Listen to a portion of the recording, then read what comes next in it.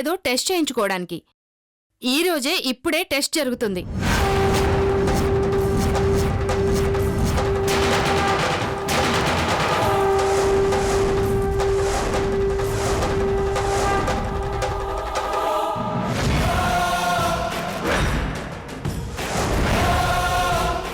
ఇంకే టెస్ట్లో అవసరం లేదు, ఎందుకంటే మేము రాజీ పడిపోయాం. ఆవిడ కేసు వెనక్కి తీసుకుంటారు.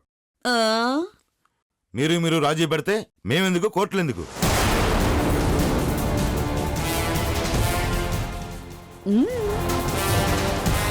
మర్యాదగా మాతో హాస్పిటల్కి రండి. ఇదిగోండి ఎస్ఐ గారు, ఎవరింటికి వచ్చి ఏం మాట్లాడుతున్నారో తెలుస్తుందా? తెలుసు.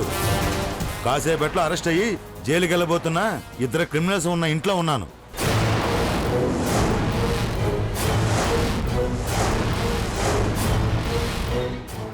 ఇదిగో అత్త, ఏంటి అలా చూస్తున్నావు? నీకు ఆస్తిపత్రాలు ఇచ్చాను కదా, ఇంకా ఆ ఎస్ఐ లాయరు వాగుతుంటే అలా గుడ్లప్పకించి చూస్తావేంటి? మాట్లాడు, చెప్పాలికి. వాళ్లతో అలా వాగనిస్తుంది నేనే.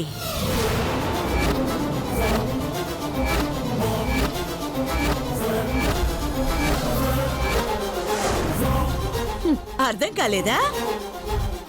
మొన్న మీ కుక్క కాటుకి ఈ రోజు ఇది చెప్పు దెబ్బ.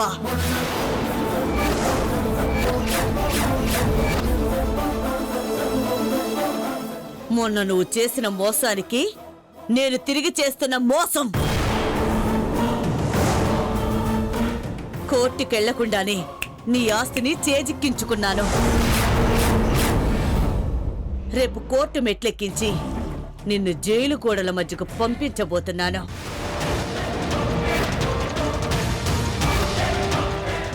అయ్యయ్యో, కంగారు పడుకు.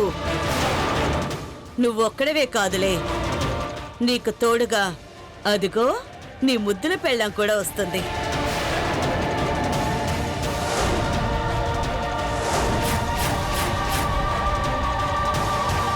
కాసేపట్లో గవర్నమెంట్ డాక్టర్ స్నేహకు గర్భసంచి ఉంది అని రిపోర్ట్ ఇస్తుంది. మా ఎస్ఐ గారు, లాయర్ గారు ఆ రిపోర్ట్ రేపు కోర్టుకిస్తారు. కోర్టుని మోసం చేసినందుకు స్నేహకు, కావేరిని మోసం చేసినందుకు నిన్ను జైలుకు పంపిస్తారు. ఇది మొత్తం నా ప్లాన్.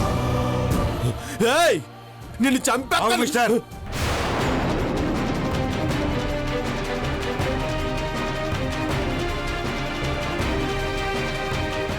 ఒక పోలీస్ అధికారి ముందు హత్య ప్రయత్నం చేస్తావా?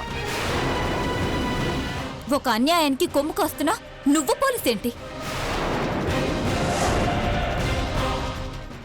మేమొక్క మాట చెబితే చాలు, మీలో ఏ ఒక్కరు ప్రాణాలతో పొలిమేర దాటరు. అలాంటి మమ్మల్ని బెదిరిస్తున్నావా?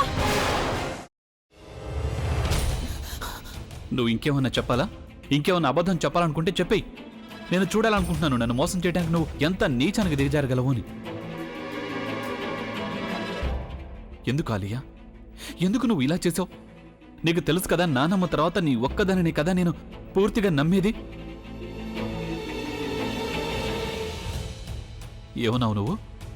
ఈ మధ్య అన్నిటినీ మర్చిపోతున్నావా? అది చాలు.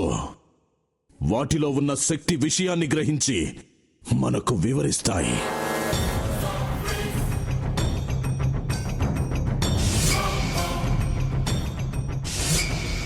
ఎవరు ఆ దండ విప్పొద్దు, గది తలుపులు తెరవద్దు.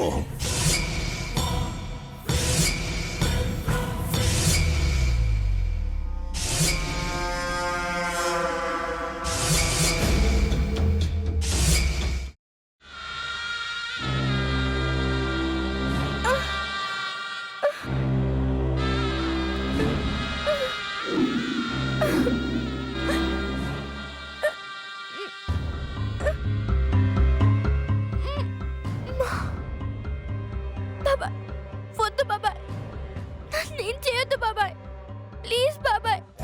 నీకు నిజం తెలిసినప్పుడే నా ఆలోచనలో నువ్వు చచ్చిపోయావు. ప్లీజ్ కొంచెం తినండి. భీమారావు గారు, మీరా? ఇగో మీరా కాదు, సక్కుబాయ్. అవును, మీ పనామే లేచిపోయిందని చెప్పి కంప్లైంట్ ఇచ్చినావు కదా. రేయ్ ఆయన కంప్లైంట్ ఇచ్చింది లేచిపోయిందని కాదు కనిపించడం లేదు అని. అట్లానా? సరే మేడం. ఇడియట్. ఆ వంట మనిషి పేరేంటన్నారు? రత్తాలు మేడం. ఏం పెద్ద మంచి, నీ వంట మంచిని కూడా మేడం అని పిలుస్తావా? రేయ్ హాఫ్ బ్రెయిన్,